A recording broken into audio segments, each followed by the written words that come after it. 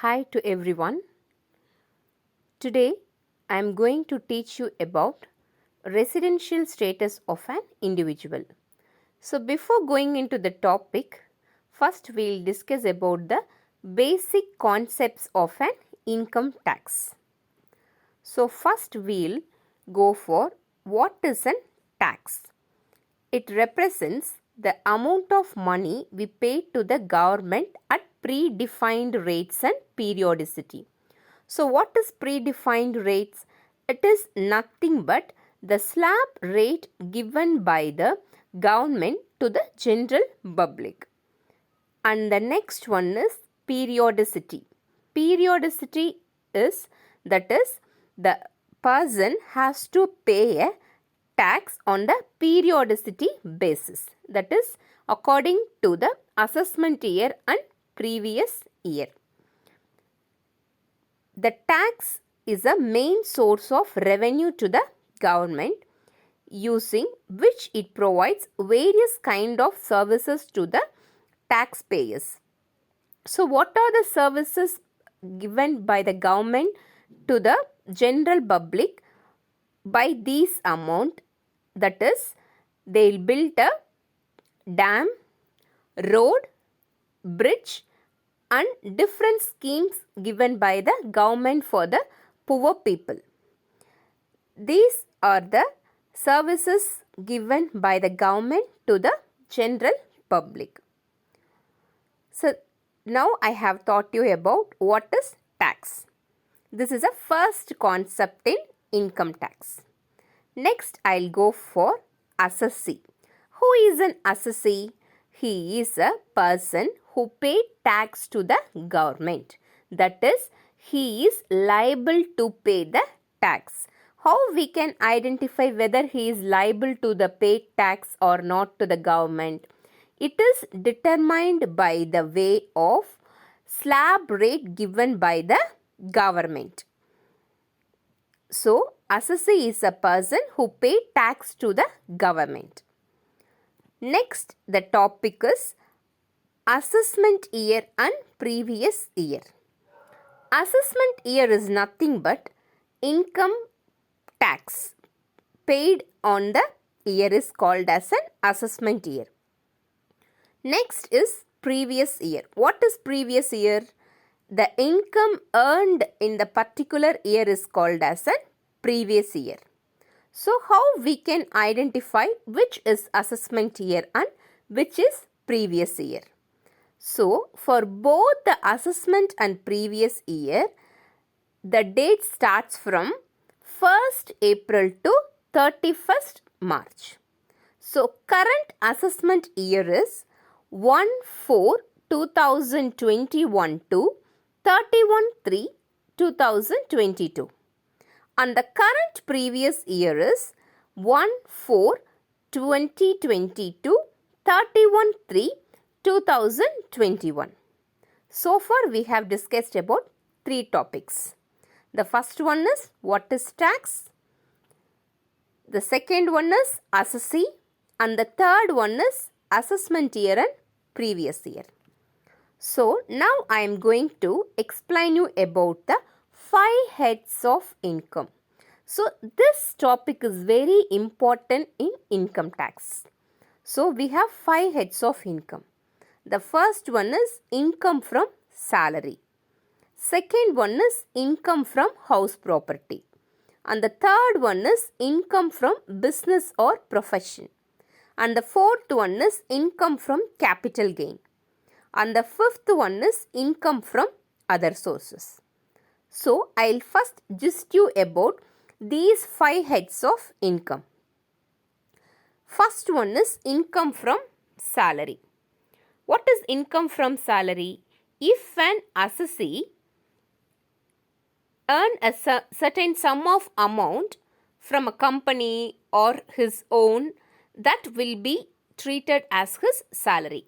So what are the allowances that is included in salary? For example, dearness allowance, house rent allowance, education allowance, children's allowance, transport allowance, traveling allowance. So these types of allowances will be calculated for calculating income from salary for an assessee. This is a first head of income. The second one is house property. House property is categorized into two types.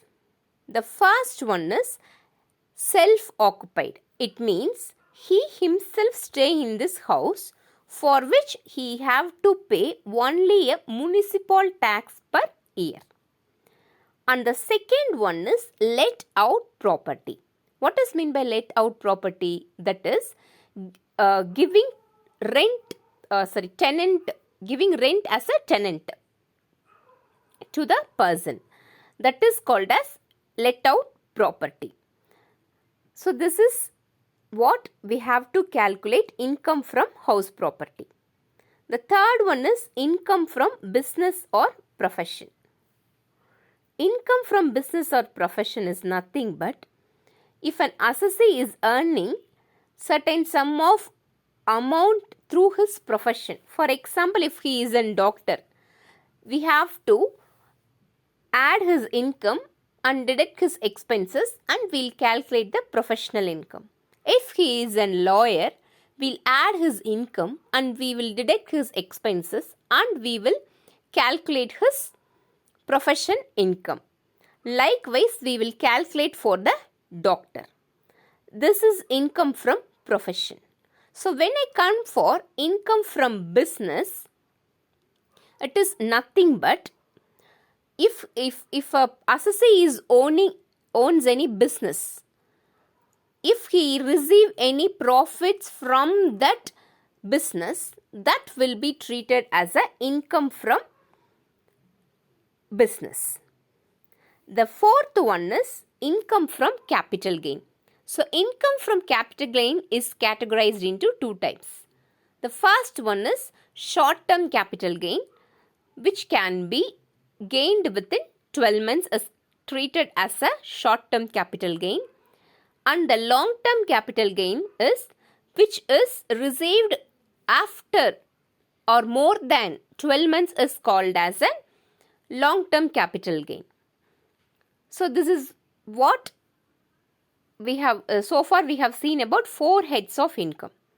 Next one is the last one, that is income from other sources. Income from other sources, that is if an assessee receive the income through the other sources. So what are all the categories we treated as the other sources in the heads of income is winning from lotteries or any winning from any race, horse race, or winning from any crossword puzzles will be treated as an income from other sources. So these are all the 5 heads of income. So next I come for the main topic, that is residential status of an individual. So before going into residential status of an individual, first of all we have to see who is a resident. Who is a resident? Who is a person who stays in India for the last year. That is, there is certain rules and regulations given by the income tax authority. If he satisfies all those conditions, he will be treated as a resident. Now, the resident is categorized into 2 types. The first one is resident and the second one is non-resident. Again, that resident is categorized into 2 types. That is ordinary resident and the second one is not ordinary resident. So before going to this topic, first we have to see what are all the conditions given by the income tax authority to treat an assessee whether he is a resident or a non-resident.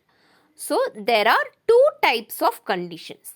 The first one is basic condition and the second one is additional condition. we have two basic conditions. The first condition is the person should stay in India for 182 days in the previous year. So this is a first basic condition. The second basic condition is he should stay in 365 days in 4 preceding previous year and 60 days or more in previous year. So these two are the two basic conditions that a resident should satisfy. This is a two basic condition. Now we are going to see about two additional condition. What are the two additional condition? The first condition is he should stay in India for 2 out of 10 previous year. This is the first condition, and the second condition is 730 days in 7 previous year. So these are all the two additional conditions that a resident should satisfy to become a resident of an India. So now I'll go for the chart. So as I have already stated you, we have two types of resident. That is, one is resident and another one is non-resident. So first we have to satisfy any one of the basic conditions to become a resident of an India. That is, he have to satisfy 182 days in previous year or 365 days in 4 preceding previous year and 60 days or more in previous year. So if he satisfy any one of the basic conditions, he will be treated as an resident. If he does not satisfy any one of the basic condition, he will not be treated as an resident. That is, he is called as a non-resident. Henceforth, we'll come to the conclusion that if he satisfy any one condition of the basic, he is called as a resident. If he does not satisfy, we will call him as a non-resident. So, I have another type of resident. That is, we have ordinary resident and not ordinary resident. So again we have two conditions. That is, if he is an ordinary resident, he has to satisfy both the conditions of basic. If he is a not ordinary resident, he must satisfy any one of the additional condition or none of the condition. So, resident is categorized into two types, that is ordinary resident and not ordinary resident. For ordinary resident, if he want to be treated as an ordinary resident, he should satisfy any one of the basic condition and two additional condition. If he want to be treated as a not ordinary resident, he should satisfy one basic condition or one of the additional condition or none of the additional condition. So today I taught you about basic concepts of tax. In the tax we have learned what is tax, who is an assessee, what is an previous year and what is an assessment year, and we have go through about 5 heads of income and residential status of an individual. Hope you all understood this topic. Thank you.